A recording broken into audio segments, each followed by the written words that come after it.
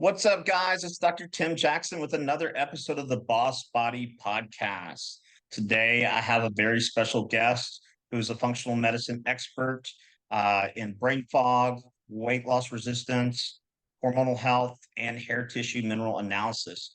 While I make every effort to broadcast correct information, I'm also still learning. I will double check all my facts, but realize that healthcare is a constantly changing science and art. One doctor or healthcare provider may have a different way of doing things from another. I welcome any comments, suggestions, or correction of errors. I take no money from supplement or device companies. By listening to this podcast or reading this blog, you agree not to use this podcast or blog as medical advice or to treat any medical condition in either yourself or others, including but not limited to patients that you are treating. Consult your healthcare provider for any medical issues that you may be having. This entire disclaimer also applies to any guests or contributors to the podcast or the website. Under no circumstances shall any guests or contributors to the podcast or blog or any employees, associates, or affiliates of the Boss Body Podcast be responsible for damages arising from use of the podcast or the blog. This blog or podcast should not be used in any legal capacity whatsoever, including but not limited to establishing the standard of care in a legal sense or as a basis for expert witness testimony. No guarantee is given regarding the accuracy of any statements or opinions made on the podcast or the blog. Welcome to the show, Dr. Leland Stillman. Great to be here. Thank you for having me. Absolutely. So tell us a little bit about going into medical school. Did you know or always have an interest in functional or integrative medicine, or did that happen after you graduated? I did. I, growing up, grew up in a household where my mother, from a very early age, was very disillusioned with the conventional medical system. She started dabbling in all kinds of integrative medicine, everything from, coining and cupping from Southeast Asia to dowsing and all kinds of weird stuff. And I thought a lot of it was nonsense. And then I thought a lot of it was fascinating. And my father was a steadfast, we go to the doctor, we get our flu vaccines, we show up the next year, they tell us our labs are normal, and we, come back the next year and that's it. So I knew that there had to be some truth to the middle. I found a naturopath mentor in my teen years, and I put my trust in him, and he told me, go to medical school, get the biggest, baddest license you can that'll allow you to do everything from brain surgery to bunionectomies. And then you can pick and choose whatever you want to do after that, because everything else is frankly a matter of, weekend seminars, trainings, etc. And so that's what I did. And then I ended up specializing in general internal medicine. And like I told you before we started the recording, I joke that subspecialization is for doctors who are not ambitious enough to try to know everything, and that's not my problem. So I try to be a true generalist and help, the vast majority of people out there who are struggling with our top three complaints, as you said: resistant or inability to lose weight, brain fog, fatigue, followed in no particular order by headaches, abdominal pain, nausea, vomiting, other GI issues, joint pain, muscle pain, inability to gain weight, memory issues, you name it. Awesome. And in your practice, do you also incorporate IV therapy? Because I blew up on the internet during the recent unpleasantness, I attracted an extremely high proportion of people who were coming to see me from out of state. And so I've actually not got a brick and mortar. We just agreed with somebody locally here in Naples, where I live full time now, to see patients in their space. And we're going to be offering, I'm very excited about this actually. We're offering people who come to see us the opportunity to have, hyperbaric oxygen, ozone, or high dose vitamin C, and various other therapies that they have. They have a really state of the art wellness center here in Naples, which is, it's great. It's great that people are going to have access to that, because even if they can't do a long course of dives, for example, in the hyperbaric oxygen tank, they can at least get in and see if it gives them a significant benefit, which often it does. So the answer is yes now, but it wasn't before. Awesome. Yeah, I worked at a clinic in Charlotte, and we had 3 hard chamber hyperbaric units. And so I did a total of about 75 to 80 dives at 2.8 atmospheres. And I always felt, good afterwards. But I had Morley Robbins on the show, the hair HTMA, hair tissue Yes. mineral analysis guy. And I had a thought during the middle of the show. I said, some people that don't receive the benefit from hyperbaric oxygen could be they don't have enough copper in the mitochondria, because you got to have copper to utilize the oxygen. And he's like, yeah, that's it.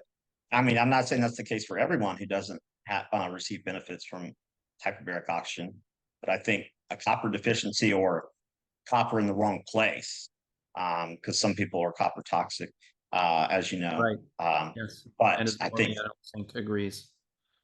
yeah, absolutely. And the hyperbaric oxygen, I mean, we had one guy who I think he had like some wound issues. I think he was diabetic, but he went to like lunch after one of his sessions and they asked him where he was getting Botox. And he's like, what do you mean?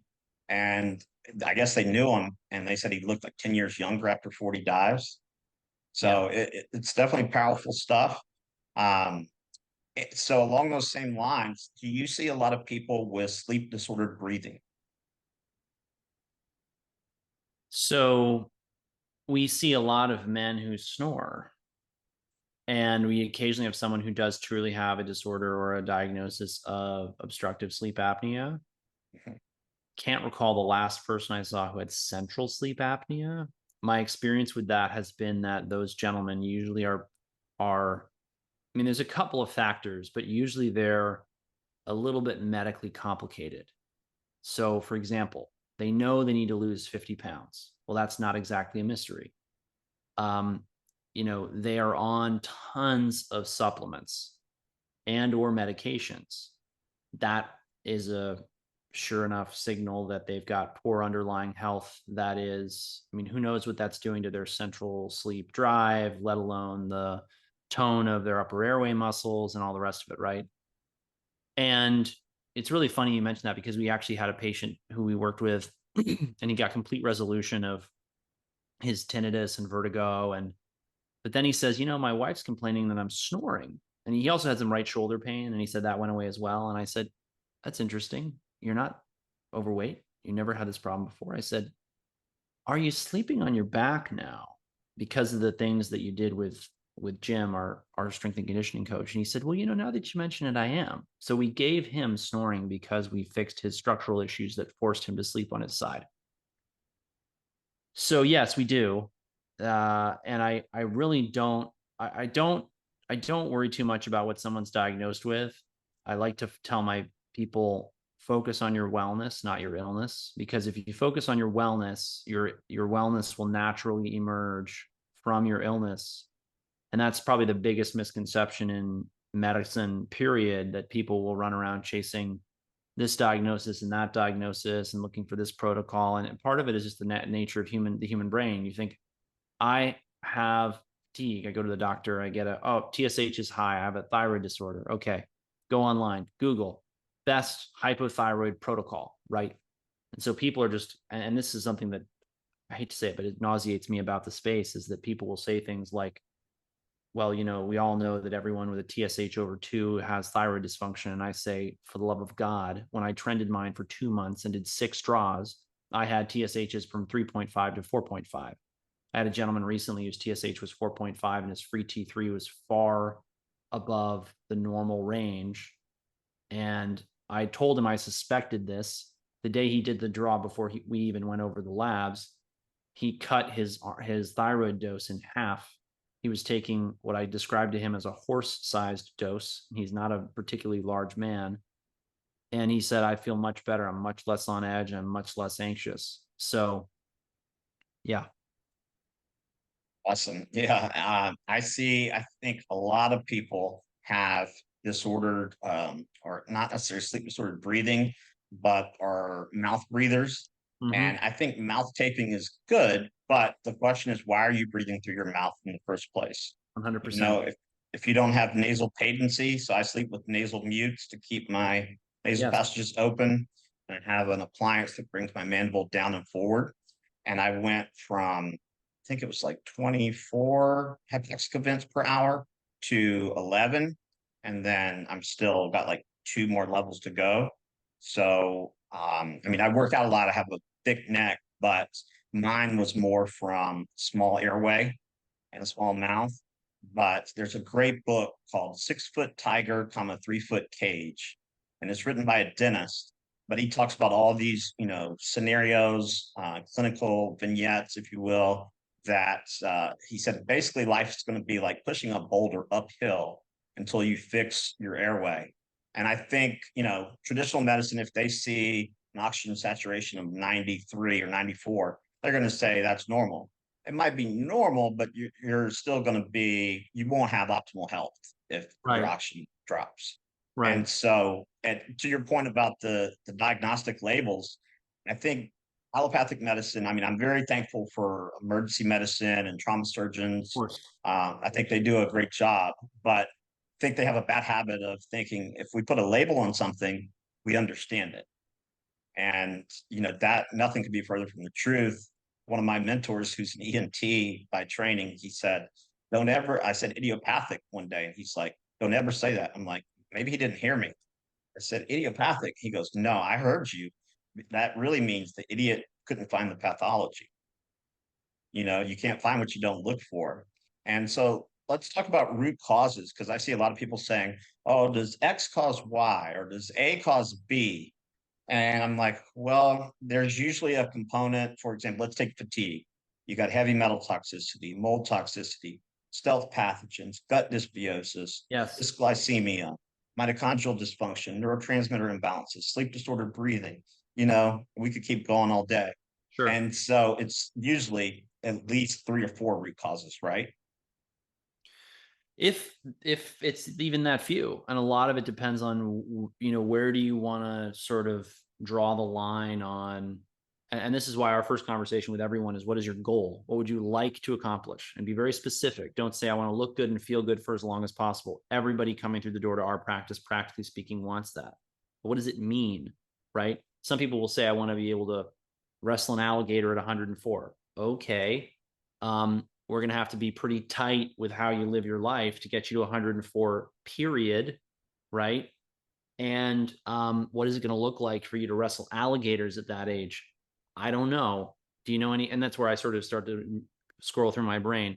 Do I know anyone who's done that? And how did they do it? Because, and Jim's our strength and conditioning coach, who I mentioned before, we talk about this all the time with people. There are trade-offs, right?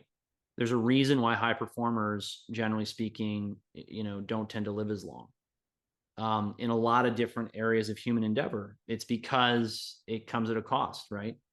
You're playing professional sports, you're getting a lot of bodily injury, you're getting a lot of head trauma, you're traveling a lot, you're working at night technically because you're really active in the evenings for your most professional sports, right? Same thing with nurses, doctors, anyone doing shift work. And I sometimes joke with people that the short version of what I do is sell all your worldly possessions and move to a tropical location and eat a local seasonal diet. And so far, only one patient has taken me up on that offer, and he still hasn't resolved all of his health issues. Right. So there's a lot of causes. And that's why the longer I do this, the less I care about the cause and the more I care about the result. And we really do a very serious job we work hard to screen people for people who are results focused, solutions focused, not problem focused. The minute somebody comes in saying, I've got chronic Lyme disease, I've got babesia, I've got this, I've got that, the first thing I'll do is I'll say, you're using hypnotic language. And what that means is that every time you say, I have something or I am something, you're reinforcing it. It might be true in the sense that, you might have Lyme spirochetes running around in your body, right? It might be true. You might have EBV coming out of your cells, but I have yet to run an EBV titer in my clinical practice as it is as a standalone practice. And, the people we have an interesting mix of people, I would say, and the people who don't succeed are generally the people who won't. There's always some element of what we're recommending that they won't comply with. They won't cut back their exercise. They won't reduce their stress. They won't deal with their demons. They won't mitigate their EMF. They won't go outside. They won't quit their toxic job. They won't get out of some. And I respect that they are making their own choices, right? But at the same time, people might say to me, well, Dr. Stillman, how do you know you shouldn't be infusing everyone with this, that, and the other antibiotic and blah, blah, blah, blah, blah. And I say, look, I put that on the table. And if you want to go out and do ozone and high dose IV vitamin C, I'll tell you where to go and what to ask for and how to do it right. But so many people are leaving all of the low hanging fruit on the tree and then they're just spending all this time and money climbing up to the uppermost branches. And they're wondering why life is so hard and miserable and in some respects fruitless. Yeah. So, we show them the small hinges that swing the big doors and get the real results. And they say, wow, if only I'd known it was this simple. If only I'd known that what I was really missing was somebody to hold me accountable.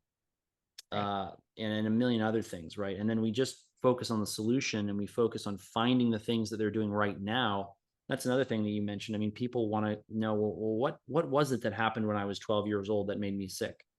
I don't know. It's like asking me to solve a cold case from when you were 12 years old. Right. Could I maybe find out? I guess maybe. But do you really want to spend a lot of your time and money trying to do some kind of, and then even then, how do we don't have tissue samples, urine, blood, whatever from back then. So we can only speculate. Right. Yeah, absolutely. And I think it's a lot simpler than we make it out to be. If you add photons, you're getting morning and evening sunlight. You mitigate EMFs. So, people have heard of PEMF, pulse electromagnetic field therapy. Well, that's altering the cellular voltage in a positive manner so that nutrients can get in, toxins can get out. And so for you listeners, about that. So if it can be used in a positive manner, EMFs can also be used in a negative manner, and that's 5G and Wi-Fi. And this is not like speculation. This is hard science. It increases, or it works on something called voltage-gated calcium channels and increases a molecule called peroxynitrite, which makes us feel horrible. And I've seen studies where they have people eat the same food in a low EMF environment and then in a high EMF environment, and their blood sugar is statistically significantly higher in the high EMF environment. Jim did a really cool little self-experiment on that. He measured his blood glucose before and after eating a giant stack of pancakes with maple syrup. And he did it in his gym with the doors closed and the artificial lights on one day. And then he did it outside in his swim trunks the next. Completely different response to the same caloric load. So it's, the sad fact is most people are kind of slow learners on this one, but we see huge effects coming out in clinical practice. Yeah, absolutely. And, the reality is people say, oh, well, I haven't heard about this from my doctor. I'm like, well, have they looked for it? I mean, just because, if we go off of that, criteria, that wipes out like 90% of things that are efficacious. And I was interviewing Dr. Kent Holtorf, and he talked about how, he got sick during his first year of residency, and he snuck off. He didn't tell anyone where he was going. He went to some integrative medicine conferences. And he said, in medical school, they taught us that integrative, functional, complementary, and alternative medicine, that's quackery. It doesn't have any science. And he goes, I had an epiphany that this is actually more science-based than traditional medicine. People think that if something's made in a lab and goes through FDA phase 4 clinical trials, but that it's legit. But Vioxx killed over 55,000 people, and it went through all those criteria.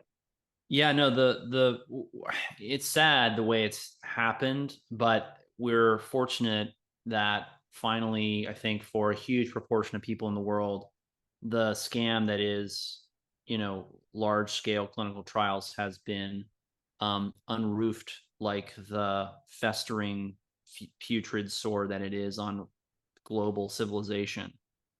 And it's still draining. It might need some sharp debridement at some point, but it's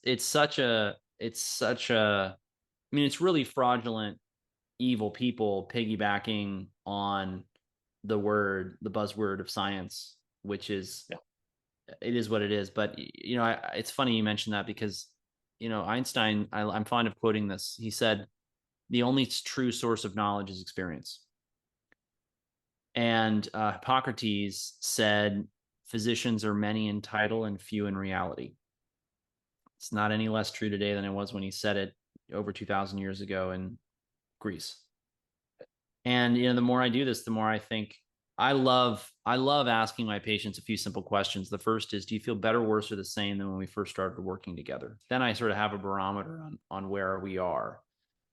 And I've learned part of this I've learned over the years to be approachable, to be humble with my patients and make it very clear to them that they can tell me when it's not going well, because if they don't tell me when it's not going well, how am I ever going to learn and get better? And the people who are not getting better with what I'm doing are the ones who I have something to learn from. And so they'll be straight up with me. And my second favorite question would have to be, how did such and such or so-and-so work for you? And I'm looking for, do you think that worked well, or did it work, or something like that? And generally speaking, people give me one of three answers. They say yes, no, and more commonly I get not really. And it's funny because a lot of them will kind of, well, I don't know. And they don't say anything. And then I just say, that's a not really. I know that's a not really. It either really made you feel better or it didn't. There's not any gray area here. And by doing that over and over again with so many different modalities in the integrative medical world, you really winnow the wheat from the chaff. And you say, okay, wow, everyone is talking about this supplement over here. And I'll ask people, do you took this supplement, or you took that supplement, you did this test, you did that test, you saw this doctor, you saw that doctor. What did they do that worked? What helped? What did not help? And I mean, nobody bats 1,000. So I'm not, saying that anyone out there is, we've all got people who walk out of the office and say, that was not for me. I'm disappointed. I thought I was going to get more out of that. That's just life.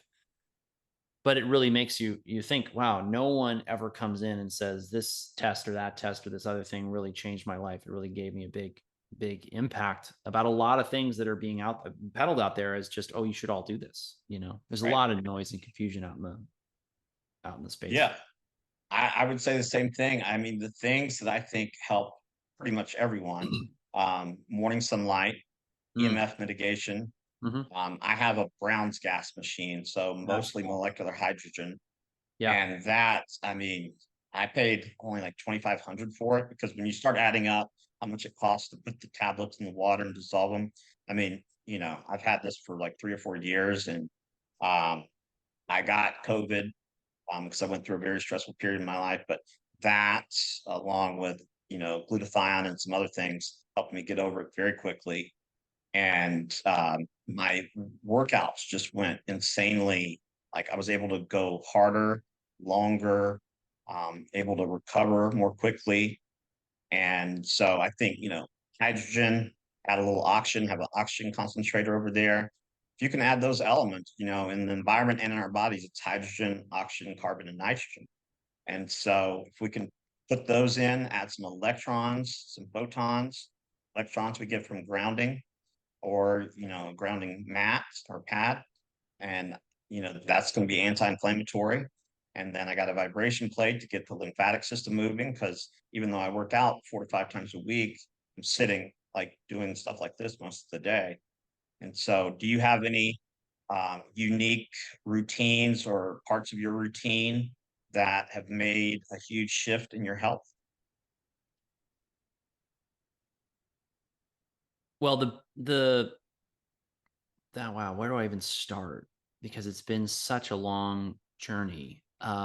Okay, so number one, time outside, huge factor in overall well-being, sleep quality, etc.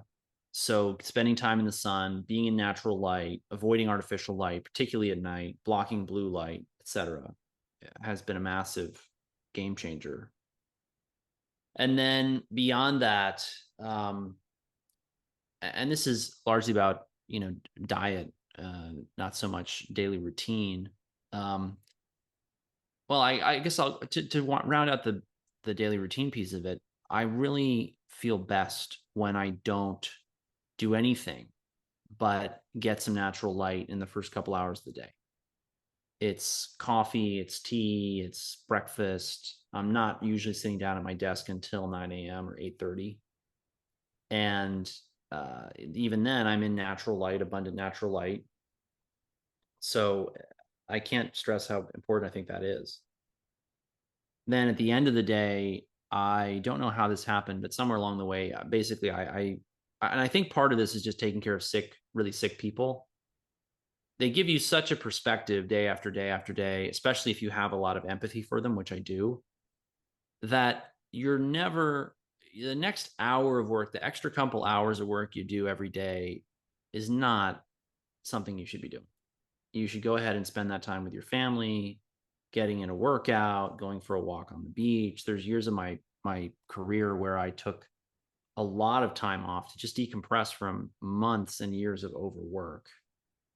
And I think that's very important, because during those periods of time, and as a result of learning that I did during those periods, I grew up a lot as a clinician and a person.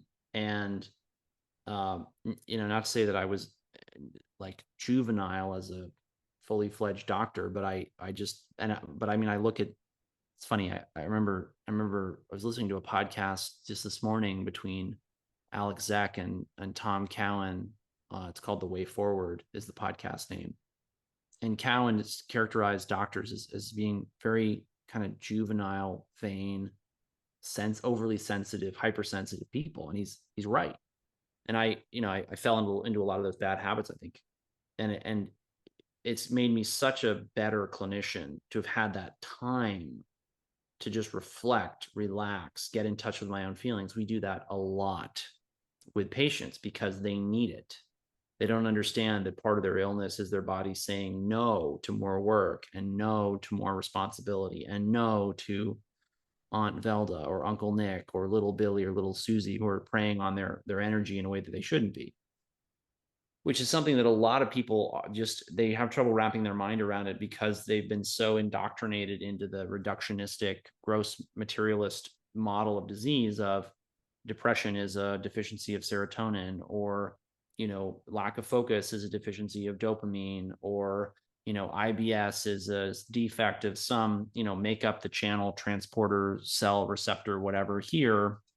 And therefore you all need a medication, and if you don't need a medication, sort of the level up from that would be, oh, you all need to take these supplements, right? Which, obviously we both use supplements clinically, but, we talk about this a lot. We see that the people who are under the most stress need the most supplements because they're burning through them. And consistently, people who come back to us who are under a lot of stress and under a lot of pressure will say, I cope with the stress and the pressure much better because I'm on the supplements. And I notice a clear difference and distinction. So, I wind down, I stop working, I have dinner with my family, and then I generally don't pick up work for the rest of the night unless there's something I'm really hot to do. Like I was really excited the other night to work on a little part of our front end so that we, just business building type stuff. And I did that for 30 minutes and then I went to bed. And just having that rhythm of I work, I play, I relax, spend time with family, I eat great food, I get plenty of time outside, I don't overwork, even if I then make less, it's great. It's why people might ask me, well, what medical problems do you have, Dr. Stillman, that you're working on? And I say, there's not really anything. You can always be better, faster, stronger. You can always sleep more soundly.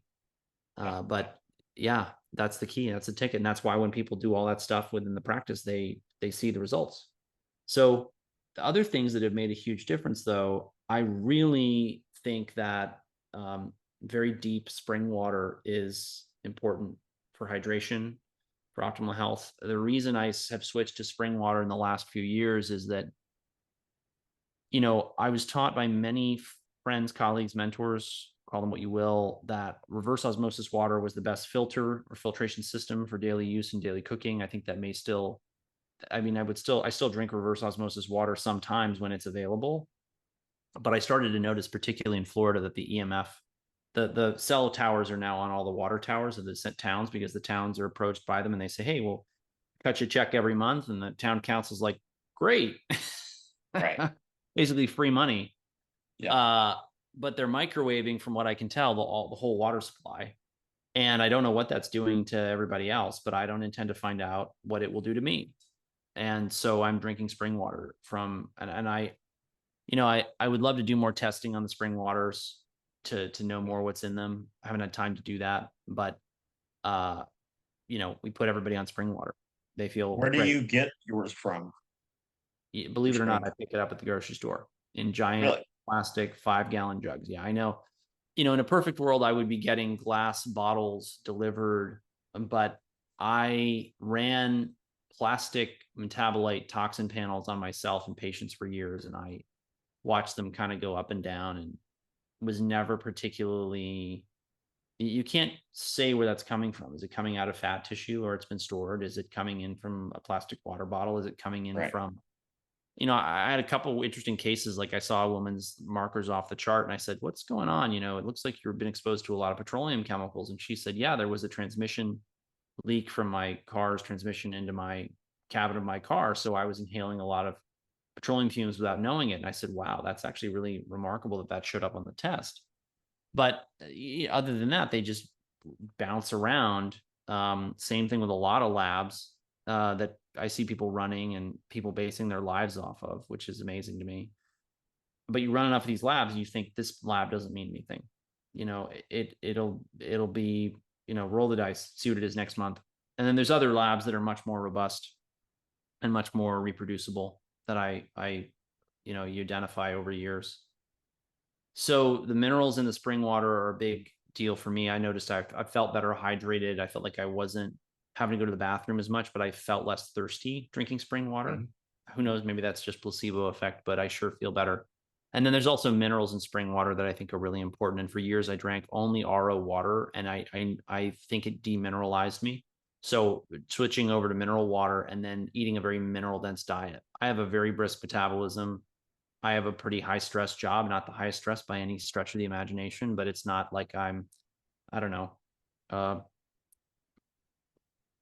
this job has a lot of stress. So eating a very nutrient dense, very mineral dense diet for me is key. Like a pretty standard snack for me is 16 ounces of goat milk, plus a teaspoon of molasses, plus some cocoa powder, plus or minus some collagen peptides, because those are the things, those various nutrients in those two things are what I often come up low on. And so I want to get a really dense snack with those in it each day. And obviously we don't put everybody on that, because if somebody comes in and wants to lose weight, that's probably the worst thing I could give them. But the mineral dense diet's a huge, huge component. And then little hacks here and there, cooking with seaweed. Seaweed is amazing. People don't realize how delicious seaweed is. And yeah, I mean, vitamin C, iodine, so many other little things that I use on a day-to-day basis that are game changers, but are kind of hard to, just drop in a podcast. Here's how I use this, right? Right. Absolutely. And so like vitamin C you mentioned, a lot of people don't know we can't, humans, anteaters, and I think elephants are the three species that can't produce our own endogenous vitamin C. A colleague who's a former ER doctor sent me, I think it might be Dr. Tom Levy, who wrote the Yes. textbook on vitamin C. But I Yes. think there's an ebook, it's like low-level scurvy. He talks about atherosclerosis is essentially like low-level scurvy. Because like you said with the nutrients, like the RDA, I get people asking me, why are you giving me like 400% of B1? I'm like, well, that was designed for people who live in a bubble, who aren't exposed to any toxins, no stressors, don't work out, all those things, and have perfect absorption. So, if it's water soluble, you're going to just pee it out. And if it's fat soluble, we just avoid giving you too much of it. But yeah, I think the minerals are hugely important. And along those same lines, I wanted to ask you, because I know you focus on somewhat in your practice, hair tissue mineral analysis. And so when you were drinking the RO water, did you do a hair mineral analysis test and then compare it? No, I did not. And also hair tissue mineral analysis is a very it is a very tricky subject. We run a course on hair tissue mineral analysis for anyone who wants to take it. It is 3 months, and it's a weekly meeting. We go over the tests of the people in the program, and we cover all the ins and outs of the patterns you'll see and what they mean. But this test is so, and the great thing about the test is that it is extremely sensitive. And what that means is that, people often come in and they say, all my other doctors say my labs are normal, but I feel like trash. What's going on? Why is this? The hair tissue testing is more sensitive, so I will find abnormalities on it that I can then go after, even when all the other labs are stone cold normal. And oftentimes they're not, strictly speaking, normal. There's just only hints or clues as to what's going on. There's not a definitive, okay, you've got this pattern or this problem, we got to give you this supplement or this whatever. So the hair testing is very sensitive. And then we get, I was blown away by the results I started to get with testing the hair in my practice. I spent years doing functional medicine lab testing with organic acids and mineral panels in the blood and doing RBC minerals like potassium and magnesium. And there's still a place for all that. I still do that from time to time. I just went over one this morning. But they're, number one, they're so much more expensive than the hair, 3, 4, 5 times as expensive. Number two, a lot of people, you get the test and there's not a ton of intervention to be done based upon the test. And then number three, the hair is a lot more convenient. You cut your hair, you put it in an envelope, you ship it to the lab, instead of, for example, you get up first morning void, pee in a cup, pour that into this vial, pour that into the other vial, screw top those, put them in the freezer, freeze them for 3 or 4 hours. I know that sounds simple, maybe, but the truth is I've had multiple people reach out over the years saying, this is complicated. How do I do this? And somebody's got to get on the phone with them and walk them through it. With the hair, it's a lot simpler. And it also gives us analytes that I don't trust in the blood. So for example, blood minerals and various other markers will vary tremendously. When I did my own, testosterone levels, for example, for 2 months, I was anywhere from the high 400s to the low 600s. So people will say my testosterone is normal. I say, you mean it was normal that one time, right? Or they'll say, oh, my testosterone is fine. I said, you mean it was fine that one time? The first thing that I do whenever I get a lab that doesn't agree with the patient's experience is I say, what was going on that day? Was there anything abnormal about that day? I just had that happen this morning. This guy, his sample, I was almost struggling to interpret it because there were so many values that were out of range, and then some were all the way to the left and some were all the way to the right. And I said, was there anything weird about this day? And finally it came out that he didn't get a first morning void. It was a 8 o'clock urine specimen, and he had a ton of water to elicit the urine. I said, okay, so no wonder these markers are all over the place. This isn't you. So the hair is very simple. And then the other thing is that because the hair is being deposited all the time for weeks to months, you're looking at a window of weeks, not the last 12 to 24 hours, which is what a lot of blood testing will reveal. And so, if you just do blood testing, you're going to miss. And the other thing is, the body clears toxins or excess nutrients from the blood as quickly as possible. It's the last place that the body wants those things to be. So if you're looking at a high copper level in the serum, a high mercury level in the serum persistently, that person's total toxic burden is overflowing from their cells. They have nowhere to put that crap. And so you're way behind the 8 ball. And those are people who, if they've got high heavy metals, I'll say, go get some chelation. And if they've got high copper, we can do all kinds of other things. But for the most part, I use the hair because it's a steadier state indicator of where someone is metabolically. So I transitioned from using what were already very sophisticated functional medicine protocols that were way above what I would say most practitioners are doing, which is just replacement therapy. Your B6 is low, we give you B6. Your zinc is low, we give you zinc. Your magnesium is low, we give you magnesium. A lot of people do really well on that, to be totally clear, but it is not the most sophisticated way of practicing that we have available. But it also, there's a high barrier to entry as far as training to understand the more sophisticated protocols. And when you get to using the more sophisticated protocols, you can get better results. And that was my own case. I started a high dose zinc protocol in July, a year and a half ago, when I was really ready to take the dive into learning the mineral analysis from my friend Clark Engelbert, who I run the course with now.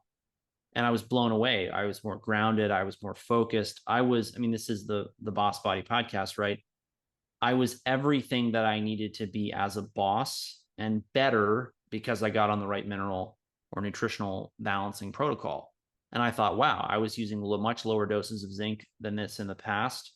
And I could have been using higher doses all along. Now, the truth is, and I just was talking to another HTMA practitioner named Lisa Killa-Patel today about this. She told me that what she had found is that you have synergized with the right minerals, or rather I should say vitamins with the right minerals, you can use lower doses of the minerals, which is true. You go back into the literature and that's reflected all over the place if you know where to look. But the bottom line was simple. The protocols I was using for mineral balancing, nutritional balancing on the hair were getting me better results in my clinical practice than what I'd been using before. So I started to use them. And it's been very, very gratifying. And that's why we started the course. We realized there were a lot of practitioners out there who they were just going to the same integrative and functional medicine conferences over and over and over again and being told to put everyone on 20 to 50 supplements, and it was not sustainable for the patient.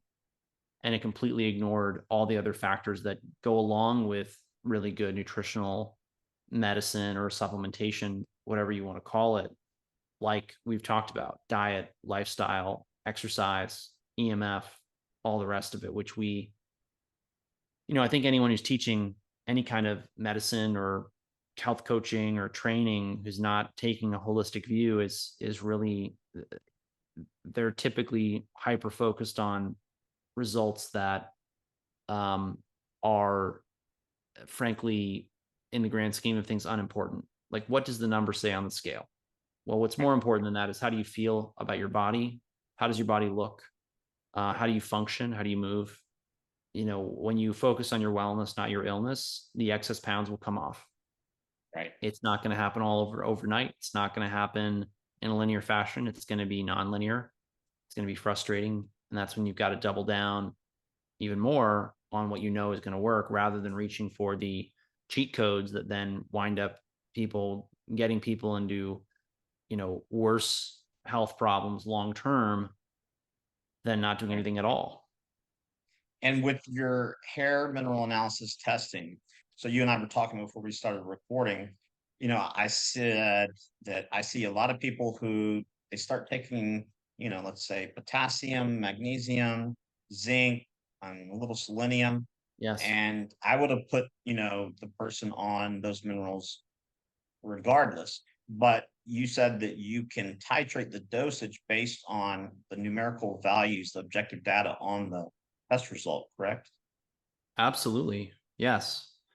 So there's only some, ratios or situations where I would use higher doses of certain nutrients. So I went from using, 30 milligrams of zinc a day in some cases where I thought the zinc needed to be supplemented, to using, 60, 70, 80. And I don't do that lightly, because I recognize the therapeutic power of zinc. It is not to be trifled with. You can make people worse. But the flip side of that, right, is that you can also use it to get people better faster. Absolutely. And do you see a lot of people, because I know came across a study like well over 12 years ago, Dr. Dietrich Klinghardt mentioned it, and he said, in kids with autism, we know their total body burden of mercury is high, but if we look at mercury excretion, it's low because their glutathione pathway, Yes. their methylation pathway Yes. is messed up. And so if you do a baseline test today and then another repeat test in, say, 4 months, you might see some new, quote unquote, new toxins that weren't on the original test because your body's now dumping, right? When we get people balanced, when we get them in the right environment, and this does go back to your point about EMF, right? People do different things with things like carbohydrates or glucose when they're in different EMF environments. People are going to do different things with heavy metals when they're in different EMF environments. And so the principle is you've got to put people in the right environment for the body to do with the minerals and metals what it needs to do. And sure enough, you'll see that the most sick people, the sickest people, have low levels of the toxins in their hair on their first test. And then once you get things moving and you get them into a better environment and a healthier lifestyle, the toxins begin to pour out. And this is part of why I think that hair tissue mineral analysis is such a threat to the powers that be. You see these massive eliminations of aluminum, copper, mercury, lead, cadmium, and skeptics will say, oh, well, it's just random. It could be from your chocolate or it could be from your whatever. But I know I've run enough samples in duplicate to know that the test is real. It's accurate within, I would say, 15 to 20%. And to be honest with people, you can't really ask for better analytical methods for that with biological samples unless you're, running duplicate samples and then averaging them, or you're using huge samples that people don't want to collect and send in. But they'll say, oh, it's from the chocolate or this or that or the other thing. That's all well and good. And maybe there's some truth to that, but then you'll see these people's illnesses just melting away as they go through the program. So, I've got my testimonials are the thing that convinced me the most that what I do is not just worth the time and effort, but I mean, really life-changing. I get testimonials from pretty much everyone who comes out of a program with us, because even if they don't want to give me a testimonial, I at least want to get their feedback on how we could have served them better and what worked and what didn't work. And man, I mean, people, just the testimonials, the best part about them is honestly that people will tell me what my next patient needs to hear the most, which is why I require that people watch at least 5 of my testimonials before I'll sit down to consider them as a member of the practice. If you haven't watched 5 testimonials, thank you for applying for consultation. I'd be happy to bring you on as a patient. But if you don't have 30 minutes to listen to prior patient testimonials and hear in their own words what about what we did worked, I'm not sure you're going to have time to fully engage with our program so that we can serve you best and get you great results. And they all say the same thing. I had no idea what was going to work. What I thought was going to work was not what I needed at all. And it was never just one thing. It was a big combination of different things that finally got me the results that I wanted. And that goes right back to the hair, and that's what I love about it, is that I can look at a hair tissue test and know what we're going to do with everything from vitamin B6 to calcium to potassium to magnesium. And sure enough, those protocols come up with the results we want time and time again. Awesome. And how long does it typically take to see a shift in someone's physiology? I know it's going to be dependent on the person, but from baseline to say 6 months, can you see a difference? Well, I mean, sometimes the shift is overnight. I mean, people start the supplements and say, oh my gosh, I feel so much better. That's actually Clark's testimony. Clark, who runs the course with me, he became a believer in hair tissue mineral analysis after he bounced around the whole integrative medical world as a patient for years. And he describes very clearly starting the supplement protocols. And if people want to learn more about this and specifically hear Clark's story, we recorded a webinar on this called Minerals in Your Mind. It's something like cracking the code, minerals in your mind, and how minerals make or break your mental health. It's on YouTube. And I think it's one of my top viewed videos. And he goes through in detail how he came out of all these other modalities that didn't give him any results. He was very sick, for a, young 20-something-year-old man. And he started mineral balancing. And within days, he was noticing these huge shifts. And that's what we often see. Now, it's not always what we see. In fact, I just had a case that I'm taking on this spring of a young man who worked with Clark for a year and a half and worked with a lot of other practitioners and has tried everything. He's very well educated, but he still hasn't gotten the results he wants, even though he's arguably in very good shape, very good health. He's going to come to me. We're going to look at a couple more things. We're going to see what results we can get him. And then if I can't, get everything that he wants done, I'll tell him where to go, because at this point, part of being a generalist is that you've got to know when it's time to refer them to somebody else. And I'm very frank with people about that. If they, for example, come to me and they say, well, my only problem is this crazy out of control allergy to, I don't know, pollen. I'll say, well, look, I we've had success with that in the past. I'm happy to take you on, but there's lots of other people who do this and who only do this. And if you would rather have a specialist in that, here's who I would go to and here's how I would find them. And then most of them say, I know that, but I would rather work with you. So that's my philosophy, and that's how we work with people. What's something that you know today that you wish you would have known when you first started practicing? Part of why I became what I became, which was a total biochemistry geek. I took biochemistry a year early by taking organic chemistry for a summer. That's how enthusiastic I was about getting through my chemistry curriculum in college. Part of why I did that is that I wasn't a very emotionally intelligent or mature college student. Many people will probably chuckle at that and say, what a college student is emotionally mature or intelligent. And I agree. But I didn't have any kind of, I really didn't have a good grasp of my emotions, let alone other people's. And so I became fascinated by the biochemistry largely because, the culture that I grew up in was so interested in this gross materialistic reductionistic paradigm, which is obsessed with the biochemistry, the numbers, and we just spend a lot of time talking about biochemistry. I'm not saying it's not important, right? Minerals, vitamins, amino acids, fatty acids, carbohydrates, the building blocks of life, they're essential, but they're only a piece of the puzzle. And the most neglected corner of my education was undoubtedly, what we might call emotional wellness or mind body medicine. And I stumbled into that sort of unintentionally, but sort of just in the right way at the right time in my career.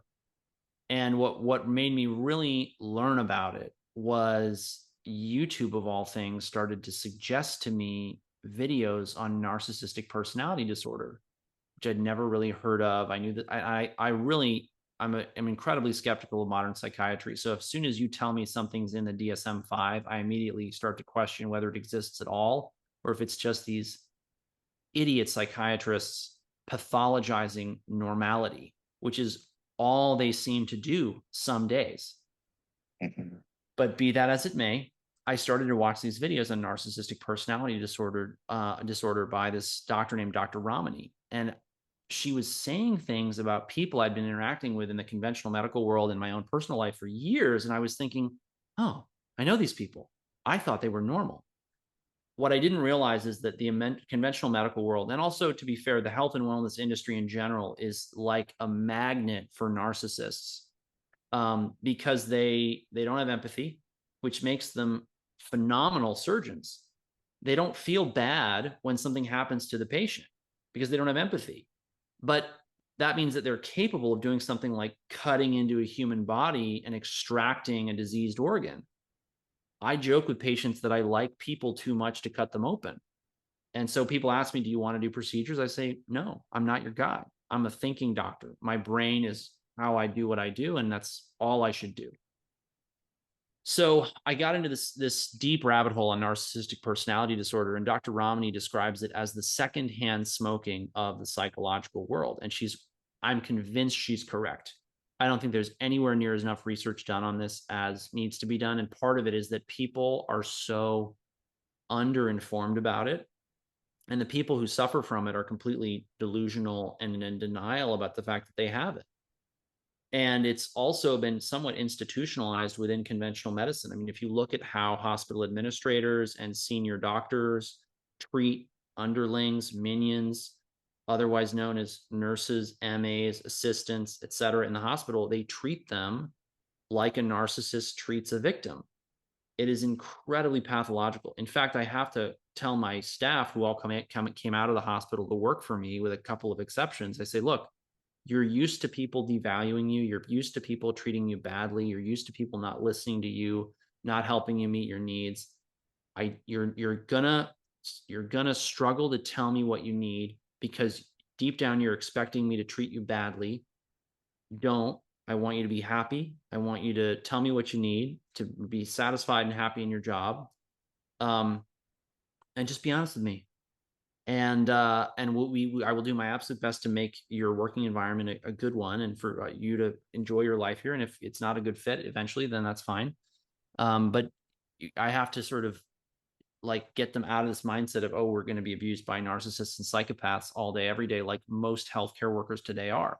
And some people will think that this is hyperbole and I'm not being fair to the healthcare system. But I mean, the more I looked at what narcissistic personality disorder and psychopathy were and the hallmarks of these disorders, I mean, you just go down the list. It's Yeah. happening in the conventional medical community all day, every day. And the patients hate it, which is why everyone, even on the street who don't know me, who hear that I do natural and holistic medicine, they say, oh, I've been looking for a doctor like you. Right. And people will be shocked. I mean, I've had patients tell me that they cut the narcissists out of their lives and all their Lyme disease symptoms went away, or their IBS went away, or things they'd been told were from Candida or whatever went away overnight. And with no supplements and biohacks and hyperbaric oxygen and whatever. And so learning how people communicate and relate to one another is my new fascination, because it also I've realized that, you know, it's the ultimate opportunity to help someone is how you relate to them, because Right. really, if you don't relate to them well, they're not going to do anything you recommend, even if you're the best doctor for them in the whole wide world. So Right. you've got to be really, really good at, you know, working with people, talking to people, relating to them, and being really authentic and high integrity and altruistic in your interactions with them. Absolutely. Well, thank you so much for that answer. Thank you for the work that you're doing. We're going to put up the links, but where can people find you? So people who would like to become patients at the medical practice can go to stillmanmd.com and fill out the patient application. We see patients in person here in Naples, Florida. I am also licensed in New York, and we are hoping to open a couple of more states for telemedicine here shortly, depending upon staffing and availability. And then we also run a coaching practice called Stillman Wellness. And Stillman Wellness is where the hair tissue mineral analysis course is. That course is not just for practitioners, to be very clear. It's for people who I would describe as, and some people don't know this word, but there's a really interesting group of people in the health and wellness field who I feel are actually underserved. They're not practitioners, but they're also far more informed than lay people. They're very Right. smart, and they want to be almost treated like a practitioner, even though they don't have the degree and they're not doing it full time. That the course is basically specifically for them and practitioners. And then if someone wants to get certified by us, we have a pipeline for that. It's a minimum 9 months of training with us, and that's subject to change, by the way. But we go through the mineral analysis for, you know, 30 people in the program, and we explain the ins and outs and what to look for and what it all means. And then we, you know, we even ship you the supplements we recommend, and it's a great program. So people can become patients, people can join that course, and they should be on our newsletter at stillmanwellness.com, because we have a free weekly webinar just for people on the email list that's run by Jim and I, and we tackle a different topic every week based on usually popular demand. Great. Well, thank you so much for your time. Hopefully we can have you back on in the future for some updates. Absolutely. I'd love to be back, and it's great to meet you. And thank you again for having me on. Absolutely. Have a great day. You too.